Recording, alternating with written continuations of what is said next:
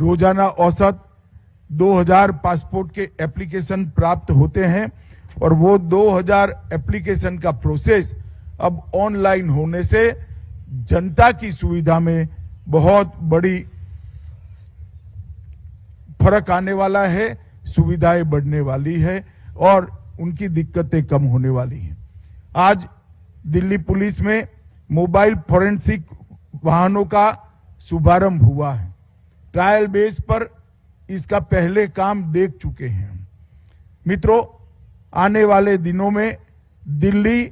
देश का ऐसा पुलिस बल, पहला पुलिस बल बनेगा जो 6 साल और 6 साल से ज्यादा सजा वाले हर केस के अंदर फोरेंसिक टीम के विजिट के साथ ही इसकी जांच होगी। हमारे देश के न्याय तंत्र को फोरेंसिक साइंस का एविडेंस का आधार देकर मजबूत करने की बहुत जरूरत है और इसलिए ये शुरुआत 1 साल पहले मैं दिल्ली पुलिस को कहा था। दिल्ली पुलिस ने इसकी शुरुआत भी कर दी और अब ये फोरेंसिक वाहन जोड़ने के साथ साथ इसकी 100% पूर्ति भी होने वाली है। ये जो वाहन अभी आपने देखे वो सीसीटीवी कैमरों के साथ एलईडी स्क्रीन भी वहां उपलब्ध है, एक मिनी रेफ्रिजरेटर भी उपलब्ध है जिससे तरल पदार्थों का संग्रहण हो जाएगा, एक टेबल टॉप स्टीरियो माइक्रोस्कोप भी है और कुल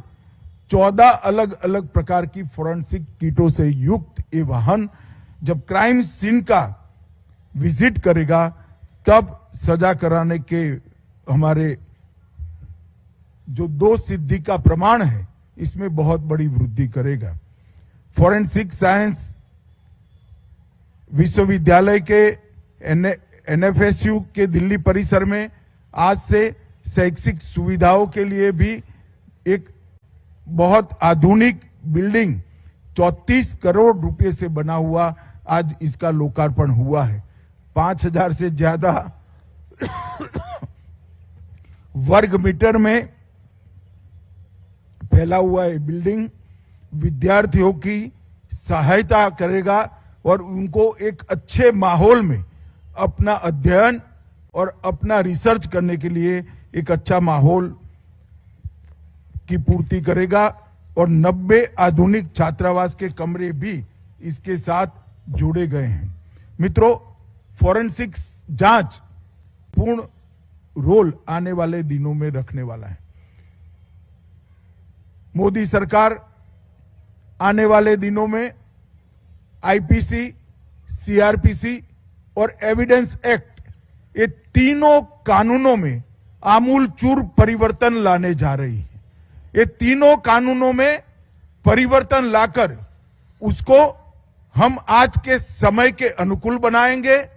उसको हमारे संविधान के स्पिरिट के अनुकूल बनाएंगे और उसको आंतरिक सुरक्षा सबसे मजबूत हो इस दिशा में इससे अनेक प्रकार के फोरेंसिक और अन्य साक्ष्य की उपलब्धियों से इसको और मजबूत बनाएंगे। अगर ये करना है तो देश भर के अंदर फोरेंसिक साइंस का जाला फैलाना पड़ेगा और वही सुधारों में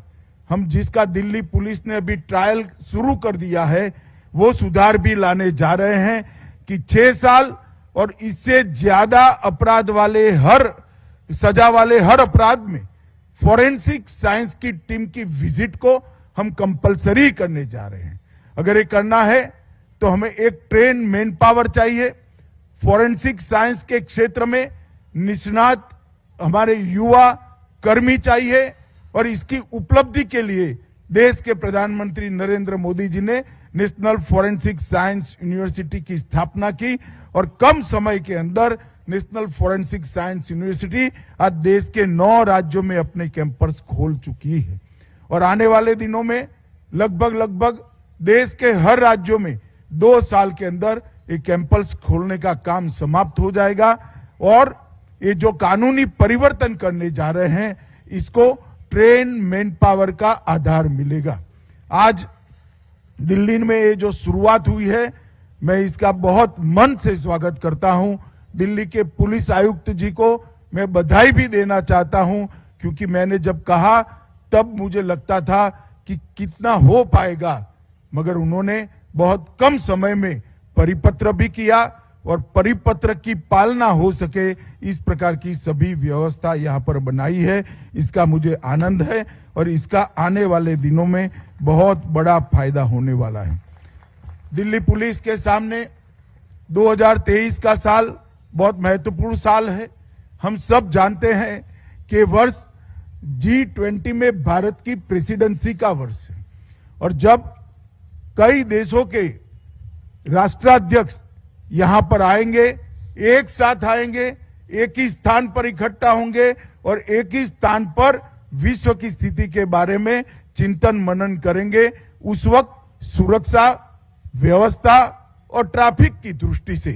तीनों दृष्टिकोण से दिल्ली पुलिस को सज्ज रहना पड़ेगा। मुझे आनंद है अब तक जितनी भी मीटिंग हुई है इसमें हमें उत्साहवर्धक समाचार मिला है और मुझे पूरा भरोसा है कि पुलिस आयुक्त संजय अरोड़ा के नेतृत्व में दिल्ली पुलिस ये चुनौती